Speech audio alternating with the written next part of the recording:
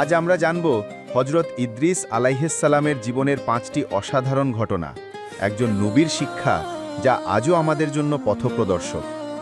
হজরত ইদ্রিস আলাইহিসসালাম ছিলেন আল্লাহর কাছে খুব প্রিয়। সততা, ধৈর্য এবং ভক্তিতে তিনি ছিলেন অন্যদের জন্য অনুকরণীয়।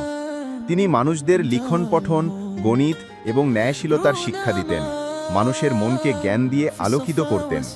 কঠিন পরিস্থিতিতেও হজরত ইদ্রিস আলাইহিসসালাম আল্লাহর প্রতি ভরসা হারাননি। ধৈর্য এবং বিশ্বাসের কারণে আল্লাহ তাকে বিশেষ মর্যাদা দিয়েছেন। হজরত ইদ্রিস আলাইহিসসালাম শুধু ধর্মশিক্ষা দেননি, মানুষকে ন্যায়, সততা ও মানব কল্যাণে জীবন কাটানোর শিক্ষা দিয়েছিলেন। হজরত ইদ্রিস আলাইহিসসালামকে আল্লাহ আকাশে তুলে নেন। তার ভক্তি ও জ্ঞান এমন উচ্চতায় পৌঁছেছিল যা মানুষও অনুসরণ করতে চায়।